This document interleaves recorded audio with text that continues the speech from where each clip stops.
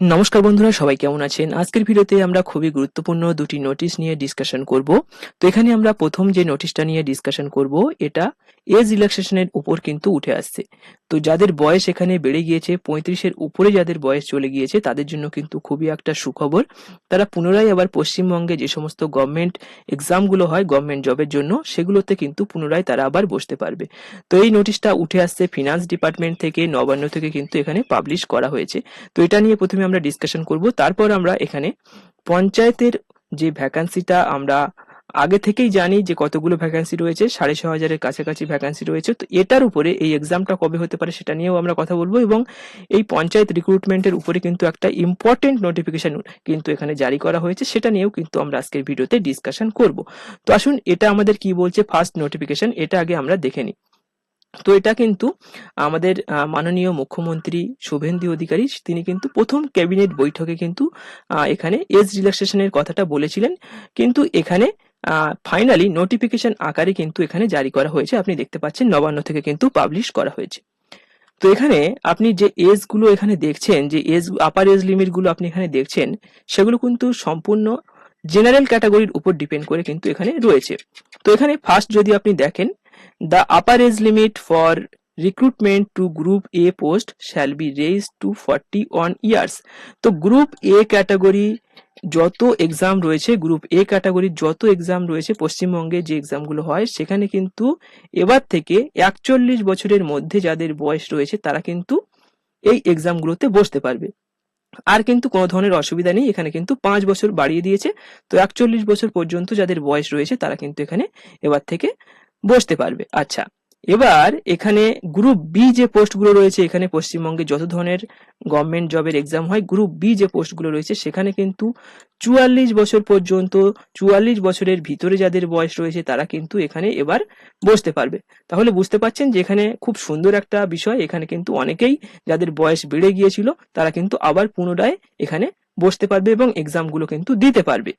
এবং এখানে group C যে পোস্টগুলো রয়েছে আপনি দেখতে পাচ্ছেন, এবং গ্রুপ ডি যে পোস্টগুলো রয়েছে সেখানে কিন্তু 45 বছর পর্যন্ত বা 45 বছরের ভিতরে যাদের বয়স রয়েছে তারা কিন্তু এখানে বসতে পারবে, কোনো ধরনের প্রবলেম কিন্তু নেই।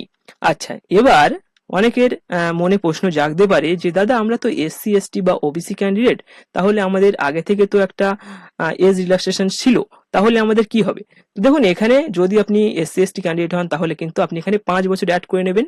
তাহলে আপনি বুঝতে পারছেন যে এখানে যাদের বয়স 46 বছরের ভিতরে রয়েছে তারা কিন্তু গ্রুপ এর যে এক্সামগুলো রয়েছে সেখানে কিন্তু বসতে পারবে। এভাবে কিন্তু আপনি গ্রুপ বি, গ্রুপ সি তে কিন্তু এভাবে অ্যাড করে দেখতে পারেন।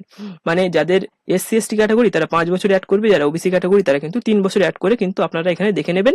যদি তার ভিতরে আপনার বয়স থেকে থাকে তাহলে কিন্তু আপনি এখানে পশ্চিমবঙ্গের যে কোনো পরীক্ষাতে কিন্তু বসতে পারবেন, গ্রুপ এ থেকে শুরু করে গ্রুপ ডি পর্যন্ত। তো এখানে যারা জেনারেল ক্যাটাগরির স্টুডেন্ট তাদের জন্য কিন্তু এখানে 45 বছর পর্যন্ত যাদের বয়স রয়েছে, 45 বছরের ভিতরে যাদের বয়স রয়েছে তারা কিন্তু এখানে পশ্চিমবঙ্গের যে কোনো পরীক্ষাতে কিন্তু বসতে পারবে, এ থেকে শুরু করে ডি পর্যন্ত।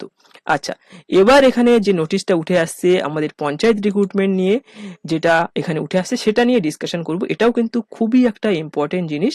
তো আমি আগে আপনাদেরকে বলেছি, যখন কোনো ভ্যাকান্ট আসে বা ভ্যাকান্সি পাবলিশ হয়, সেক্ষেত্রে সেই ভ্যাকান্সিগুলো কিন্তু যখন ভ্যাকান্সি পাবলিশ করে ডিপার্টমেন্ট, তারপর কিন্তু সেটা ফিনান্স ডিপার্টমেন্ট থেকে অ্যাপ্রুভাল হয়, তারপর কিন্তু ফাইনাল নোটিফিকেশনটা আসে।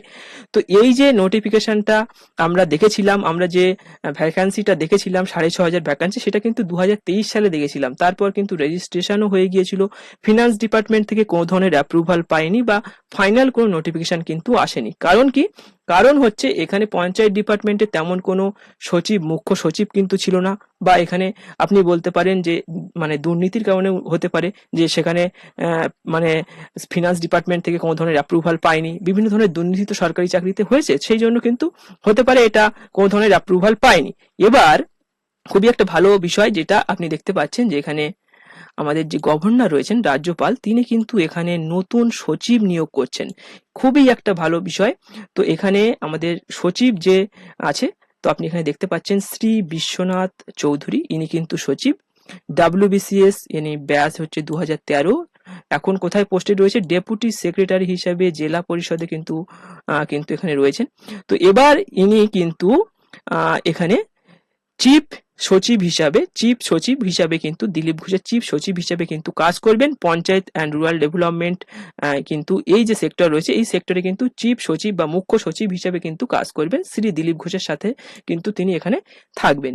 তো কতদিন থাকবেন না যতদিন না পর্যন্ত তিনি নিজে থেকে চাকরি ছাড়ছেন অথবা দিলীপ ঘোষ মহাশয় যতদিন এই ডিপার্টমেন্টের চিফ রয়েছেন ততদিন পর্যন্ত কিন্তু তিনি এখানটায় থাকবেন। তো এটাই কিন্তু এই নোটিফিকেশনে বলা হয়েছে বা এই নোটিফিকেশনে কিন্তু আমরা দেখে বুঝতে পারছি। তো এখানে আমাদের 6,500 যে ভ্যাকান্সিটা ছিল সেটা কিন্তু খুব দ্রুত কিন্তু এখানে ফিল হতে পারে। আর নোটিফিকেশন কবে আসতে পারে? দেখুন নোটিফিকেশন আমার যতদূর মনে হয় এই মাসের শেষে কিন্তু আমরা নোটিশ দেখতে পারি, মানে ফাইনাল নোটিফিকেশন যেটা রয়েছে সেটা কিন্তু চলে আসতে পারে, অথবা এই মাসে যদি না আসে সেক্ষেত্রে কিন্তু জুন মাসের শুরুতে কিন্তু আমরা দেখতে পারি। এটাই কিন্তু আমার মনে হচ্ছে। তো অনেকদিন ধরে যারা পঞ্চায়েতের যে পরীক্ষাগুলো এখানে যে বিভিন্ন ধরনের পোস্ট রয়েছে পঞ্চায়েতে যারা ওয়েট করেছিলেন তাদের জন্য কিন্তু খুবই সুখবর। খুব তাড়াতাড়ি কিন্তু এখানে রিক্রুটমেন্টটা হয়ে যাবে। আগে যে ডিলেটা হতো একটা পরীক্ষা হতে পরীক্ষার ফর্ম ফিল আপের পর 7 মাস 8 মাস লেগে যেত, তারপর কিন্তু সেখান থেকে রেজাল্ট বার করতে আবার 1 বছর লাগিয়ে দিত।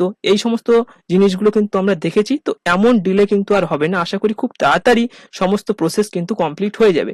তো নোটিফিকেশন কিন্তু খুব তাড়াতাড়ি আসতে পারে। এখানে যে তোড়জোড় চলছে এটা দেখে বোঝা যায়। কারণ নিউজ মিডিয়া থেকে আমরা যে সমস্ত তথ্যগুলো পাচ্ছি তো আমার মনে হয় খুব তাড়াতাড়ি আমরা ফাইনাল নোটিফিকেশন দেখতে পারি। এই মাসের শেষে কিংবা আমরা জুন মাসের প্রথম সপ্তাহে কিন্তু আমরা ফাইনাল নোটিফিকেশন কিন্তু দেখতে পারি। তো সবাই যারা এই পরীক্ষাগুলো দেবেন ভাবছেন এখন থেকেই কিন্তু ভালো করে প্রিপারেশন নেওয়া শুরু করে দিন।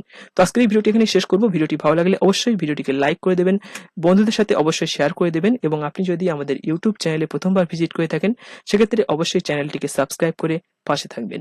ধন্যবাদ।